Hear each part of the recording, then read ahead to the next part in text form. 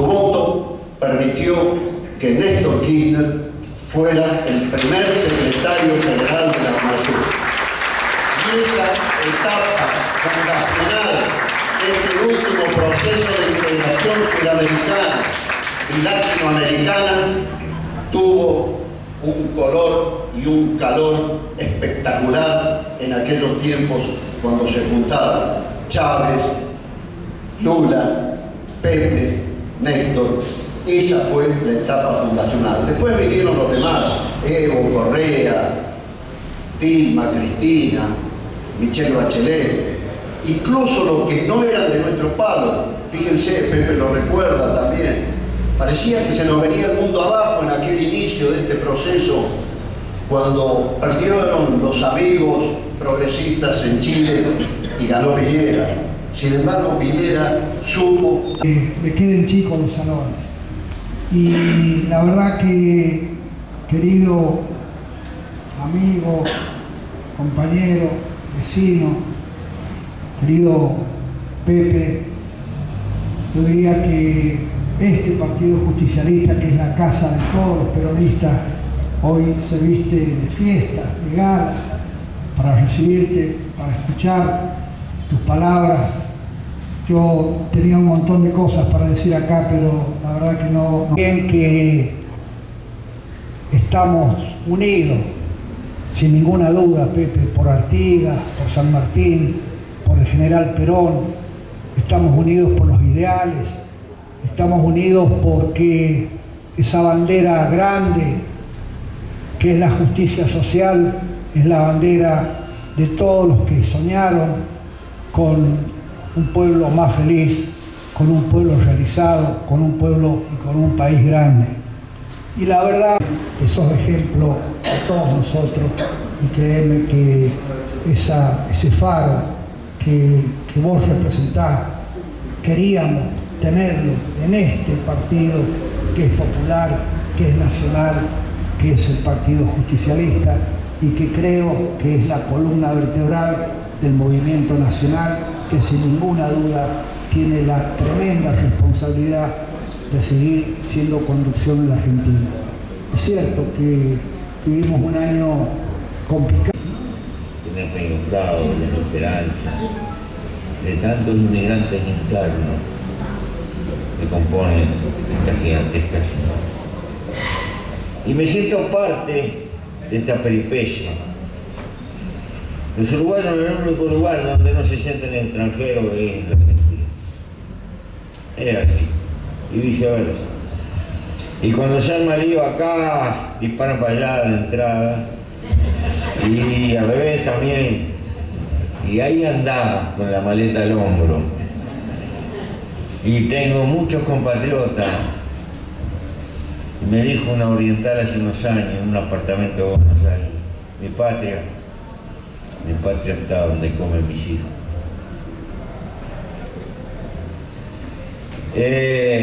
Por eso, gracias. Y estoy acá por luchador social y político. No puedo separar lo social de lo político. Y estoy acá porque soy definido, no soy neutral. Y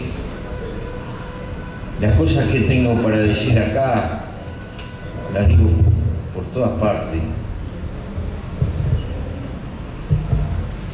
Y no pretendo convencer a nadie, pretendo sembrar alguna cosa para un mundo en el cual yo no voy a estar. No porque no me guste estar, no tengo apuro por nada. Ningún apuro. Pero soy consciente que estoy en la cola. Había una vez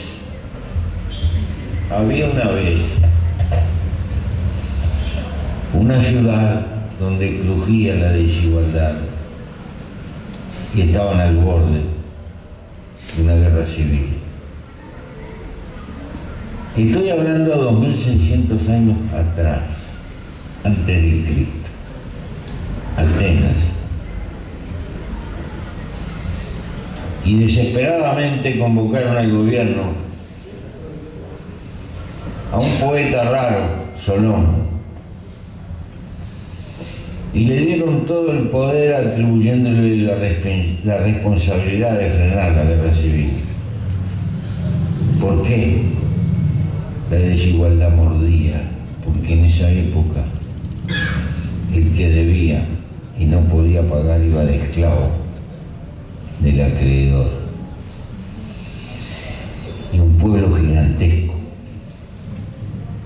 estaba de esclavo de una minoría oligarca. Y había una crisis económica.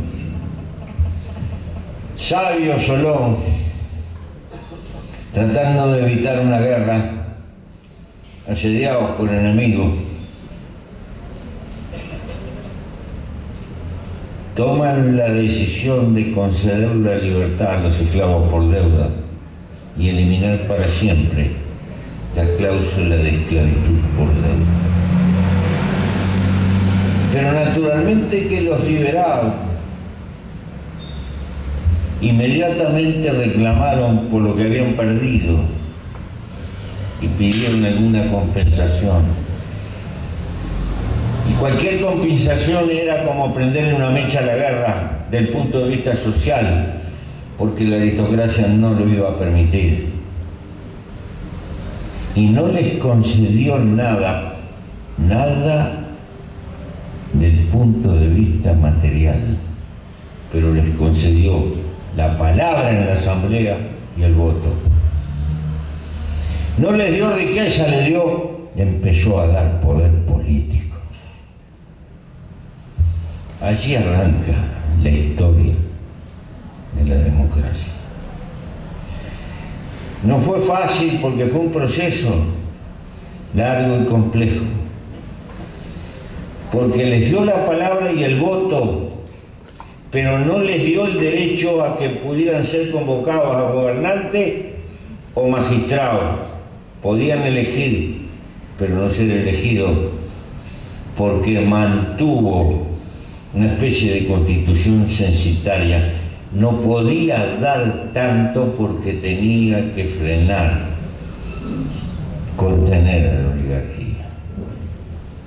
Con el paso del tiempo, con el voto en la asamblea y el derecho a hablar, se fue construyendo esa cosa tan rara de la historia de la humanidad que no tuvo parangón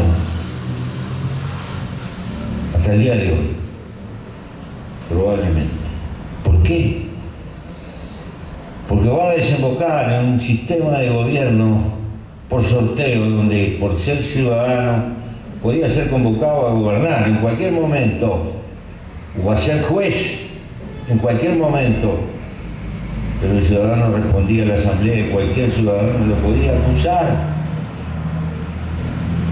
Y apenas de 7.000 funcionarios había unos 40 apenas elegidos, los generales de la guerra y los que manejaban las finanzas, que tenían que ser ricos, porque si había desfalco le cobraban de la riqueza de él. Ese modelo, donde involucró el teatro y la comedia en el marco de la política de los ciudadanos, fue el experimento probablemente dentro de la ciudadanía más igualitario que ha conocido la historia de la humanidad. Pero recordemos que esta democracia empezó por el terror a la desigualdad, a las enormes diferencias sociales.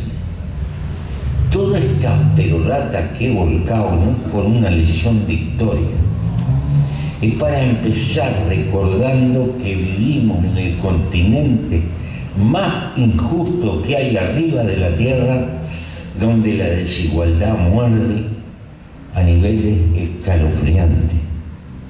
Tenemos 32 latinoamericanos que tienen lo mismo que 300 millones de habitantes.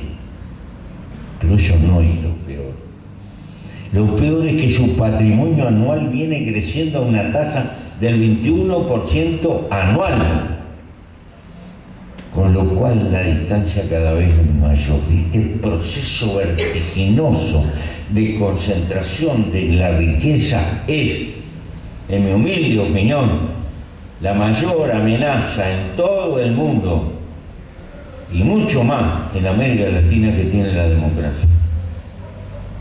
Mucho más peligroso que el atropello de los militares, a lo que estamos ya acostumbrados, dictadura, todo eso.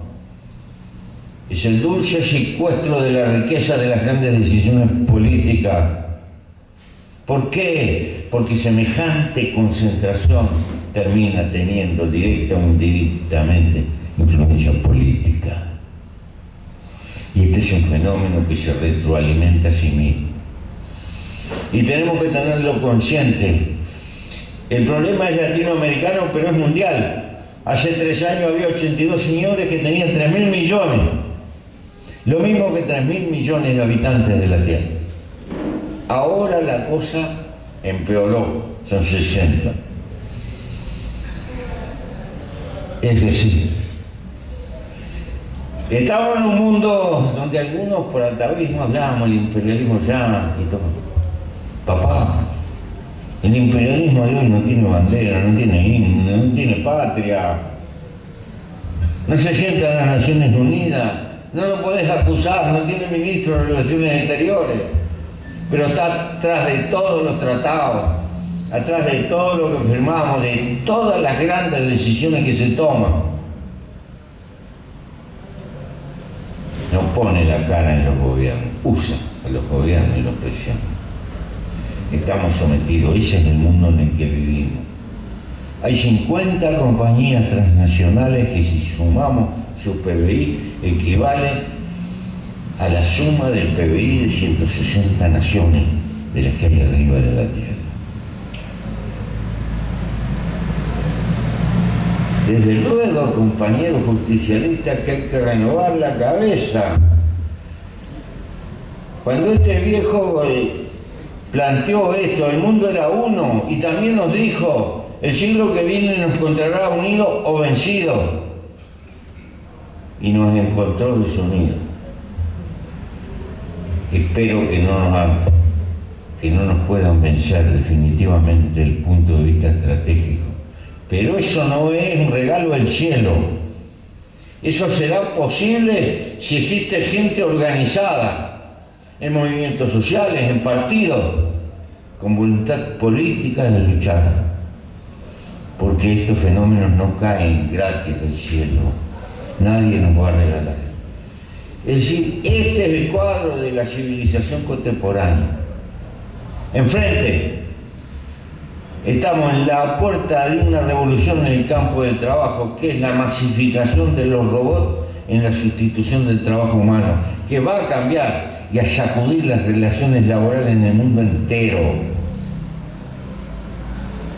Porque es fenomenal que las máquinas trabajen para el hombre. Qué vida bárbara, en este campo.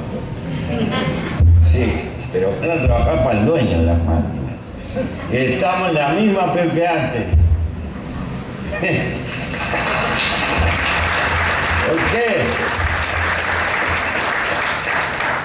Pero también la propia organización capitalista va a tener sus problemas porque los robots no consumen. Y entonces vendrá la lucha desesperada por el salario básico, por acortar la jornada de trabajo. Vamos a ver epopeyas sociales, porque los hombres no son conejos, no se van a quedar sin hacer algo. Y no sueñen de que está tan lejos, no está tan lejos. La tecnología existe hace rato. Si te colocan un tratorcito en Marte y lo manejan de la Tierra, te darás cuenta que ya hay una empresa que planta lechuga en Japón y saca 25-30 mil lechugas por día sin manos humanas. Supermercados sin empleados. Una mina, yo qué sé, no sé, es una mina, la piba Toshiba, con pestañas largas, canta y todo, y fuera los programas. Oh.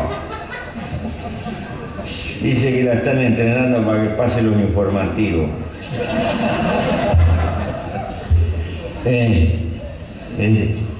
Vi una máquina de cortar pasto que corta solo. Corta el pasto, va y viene, pim, pa, y cuando tiene poca carga, viene derechito para que la cargue. Entonces, ay, se arraiga. Entonces,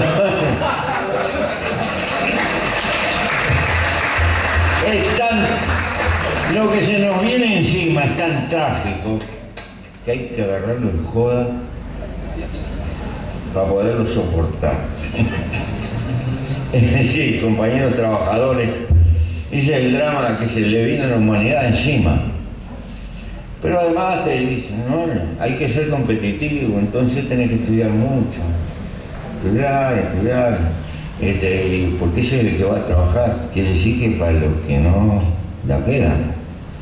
¿Qué quiere decir? Que va a haber un mundo de tercera por ahí, sepultado. Un mundo de técnicos que hay uno. Linda integración le planteamos a la humanidad del futuro, ¿no? Y nos resignamos a que ese es el camino. Bueno, esos problemas están en el futuro.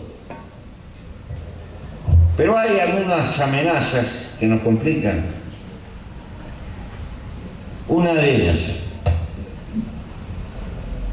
el descrédito en que ha caído la política. ¿Qué es la mejor manera de no resistir? Si todos son iguales, si todos están para acomodo, si todo es joda, si los dirigentes sindicales están para acomodo, que le dar pelota a los sindicatos, que le dar pelota a la sociedad, los partidos políticos. Convocamos aquí a la gente exitosa, empresarios, porque administrar un país como administrar una fábrica de acá, como administrar una fábrica. Y loca, te quiero ver. Ya está. Entonces, y te viene el verso de los grandes gestores. Como amasaron mucha guita, son unos cracks la gestión. Sí, señor. El corporativismo, de relaciones unos con otros, intereses que se entrecruzan, de esta diferencia personal. ¿Por qué? Porque la naturaleza nos hace semejantes, pero nunca idénticos. Estamos condenados a tener diferencias, porque la naturaleza creativa nos hace con matices. Ese mundo utópico de mi generación que un día íbamos a llegar a tener todos los medios de producción distribuidos, una terrible utopía. Siempre va a haber conflicto. Y pensar a otro y idealizar a la humanidad, por lo menos políticamente, valores de su show. Y todo el progreso de la civilización humana es el fruto de gente que lucha. Al principio como una vanguardia olvidada y golpeada y no entendida, y como se quiera, pero no cayó como regalía del cielo. Siempre hubo gente que luchó. Porque siempre significa la aparición de nuevas contradicciones. Pero esto significa, a mi juicio, en mi humilde opinión, y yo no pretendo que estén de acuerdo, yo lo que pretendo es que piensen, apenas. Ya se me fueron los boletines juveniles de cambiar el mundo. Ando como los yuyos sembrando, tirando semillas al viento. Alguna aprenderá y hará camino en la cabeza de algún muchacho. Porque creo en las ideas y en la acumulación y la fuerza que a la larga tienen ciertas ideas. Una de las cosas que hay que tener claro es que siendo diferentes los hombres, tenemos adiciones, inclinaciones naturales distintas. Y en las causas sociales y en las causas políticas me parece que hay que tener la contundencia de separar la paja del trigo. Para votar sirven todo. Para acompañar en una marcha sirven todo. Pero para la nomenclatura no sirven todo. El que le guste mucho la guita, que vaya a romperse el alma en la industria, en el comercio, en la agricultura, y que pague impuestos, y que le vaya bien y aplausos con él. Pero la política no es facilita.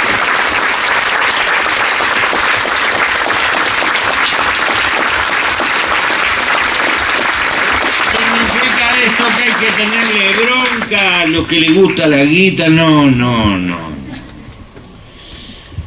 Yo no le tengo bronca a los que le gusta el cigarro, no le tengo bronca a los que tienen adicciones.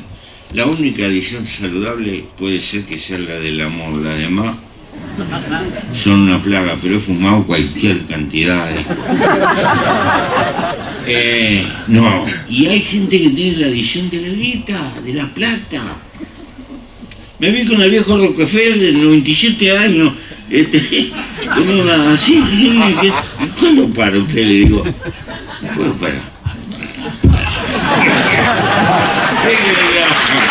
Cuidadito.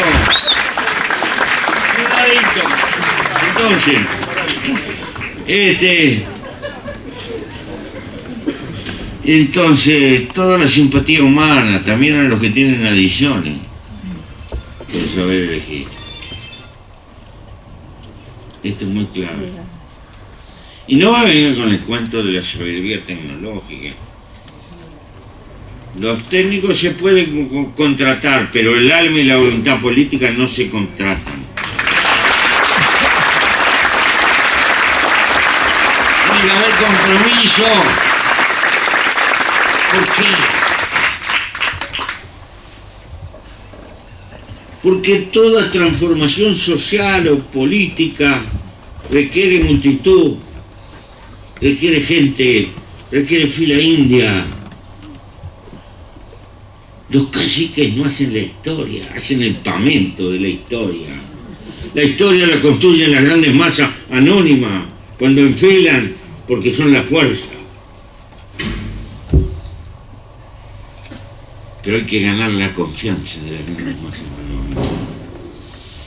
Y para eso, la nomenclatura tiene que ser mejor que la gente de la masa.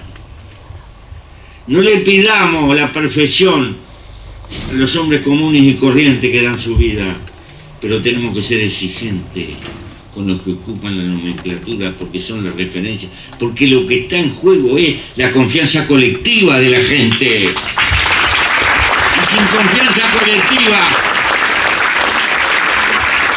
podemos ser un fenómeno, bruto filósofo, lo que quiera, discépolo, haciendo tango. Sí. No, pero con eso no va a historia. Hacer marquesina, historieta, vender libros, todo lo que vos quieras. Si no hay columnas de gente, no jodés a nadie. Y eso significa confianza. Y confianza significa que la gente crea. Y nuestra enfermedad contemporánea es la crisis de la credibilidad. ¿Por qué? Porque el capitalismo es astuto, también sabio. Ha sembrado en nosotros tácitamente la cultura que tener éxito en esta vida es tener plata. Que la plata es la cosa fundamental y que el verdadero triunfador es el que junta plata. Al capitalismo le interesa que ande la registradora, necesita eso. Y ha sembrado esa idea de que el éxito es igual a la acumulación de plata. Lo ha sembrado casi masivamente, sin imponerlo, transformándolo como en un tácito acuerdo con una dulce costumbre que anda por todos lados. Y si el muchacho no se pone el busito con el cocodrilo, y si está frito, y si no cambias el auto por lo menos cada 2 años, que vas a andar con un cacharro viejo que te ve la vecina y esto y lo otro, y entras en ese filo. Y si tú no entras, los nenes que van a la escuela, estamos presionados por todo eso, rodeados por esa cultura de carácter exitista, que tiene mucho más fuerza que cualquier ejército. Entonces hay que laburar para comprar cosas nuevas, y la felicidad es increíble.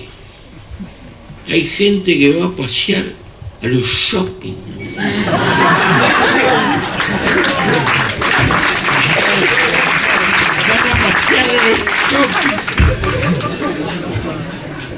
El colmo, pero eso existe. Y más importante que los ejércitos, son las compañías de marketing que te estudian hasta las reacciones del color, pim, papa. Hay toda una ciencia camuflada ahí que está bombardeando la mañana, la noche, para gobernar nuestras emociones más profundas, más subterráneas, las formas ocultas de la propaganda, los mensajes ocultos. Los he estudiado a la profesión. Estamos sometidos a eso. Entonces, ese concepto que triunfar es tener plata, está metido por todas partes. Y cuando se nos meten las organizaciones sociales y se nos meten los partidos políticos, nos pudre la confianza de la gente.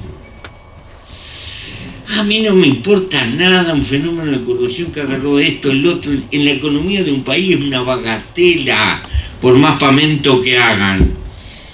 Lo que más vale es la agresión a la confianza de la gente. Esa es la pérdida irreparable. Y este es un problema muy serio. Ha habido toda una evolución en el campo de las ideas.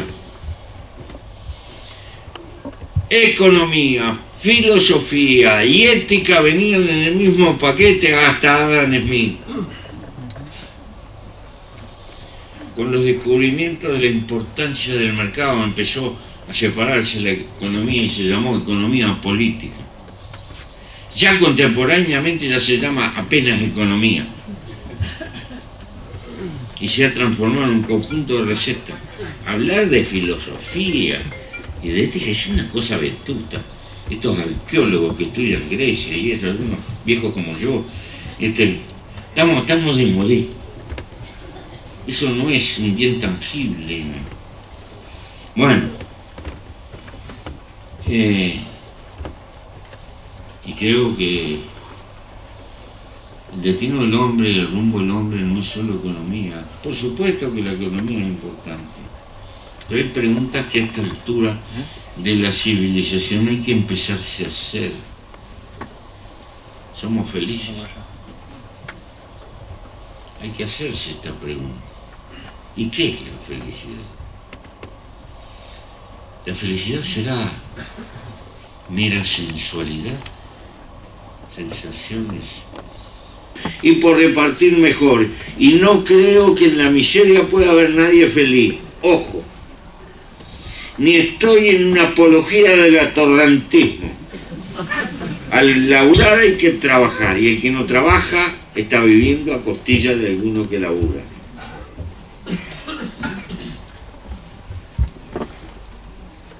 Pero la vida no es solo trabajo, ni es tampoco acumular riqueza. La vida es un mensaje grandioso, es una aventura. Hay que tener tiempo libre para practicar la libertad.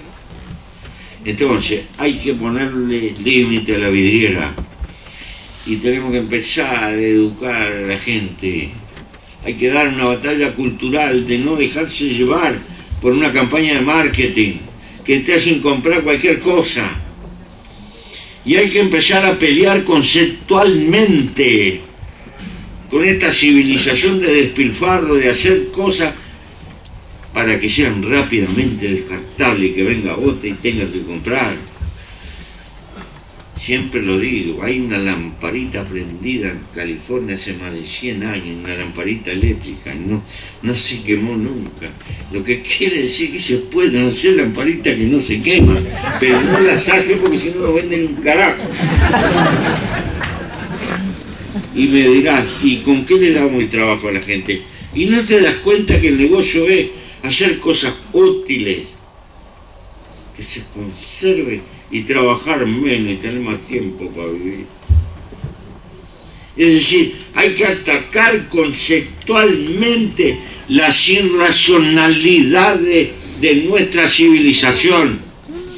Tenemos ciudades que crecen porque el interés inmobiliario le interesa. La tierra del costado de la ciudad va valiendo cada vez más y cada vez más, y aquello se extiende como un Dios libre. Y al revés también lo mismo. Estamos locos. Después permitimos que los gringos nos lleven todos los cráneos mejores, belinunes de nosotros, en lugar de darnos cuenta que deben de pertenecer a nuestra América y de componer un sistema que, así como hay que integrar la ciencia y la tecnología y la investigación, la infraestructura, crear interdependencia creciente, que es una manera de fortificar la independencia. ¿Por qué? Porque necesitamos cambios en la conducta de nuestros estados. Llegamos tarde, venimos corriendo de atrás, necesitamos un estado, escudo de los pobres y de las clases medias. Me puse viejo luchando por los pobres y hoy me doy cuenta que estoy en un mundo que tengo que luchar desesperadamente por la clase media. ¿Por qué?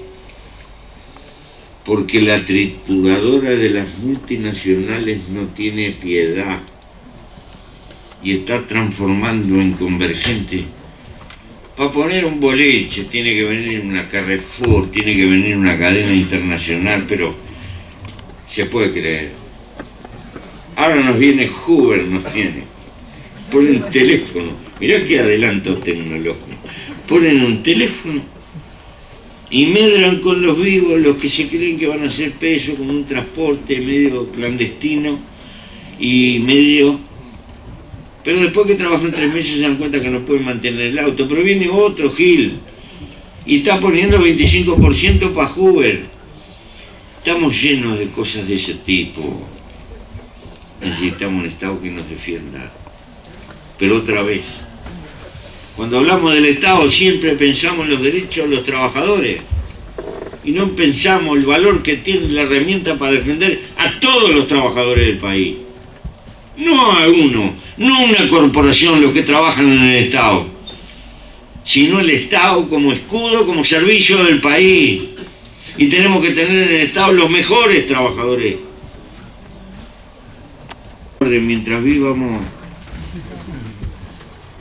y para algo servimos, estaremos siempre a la orden de las causas del pueblo argentino, que son las nuestras, y de los pueblos latinoamericanos. Como sabemos, intuimos para dónde va el mundo por lo que dijimos, los robots y todo eso. Aquello que era la clase obrera de Mameluco, el gorro de nuestra juventud, se va al carajo eso. Ahora van a ser unos tipos de túnica, medios calificados, tal vez bien pagos. Igual le van a chupar la sangre, igual, no se haga ningún problema. Maquinitas de generar mucha plusvalía. Pero los otros, los que quedan al costado. Así que habrá mucha, como son seres humanos, habrá que luchar por multiplicar los bienes sociales. Habrá que pelear por tener estados que no sean neutrales ante la tragedia humana, que sean sensibles. Habrá que pelear por el trabajo, por el reparto del trabajo, por el derecho a la esperanza. Habrá que luchar. nunca nos van a regalar lo que tenemos que conquistar.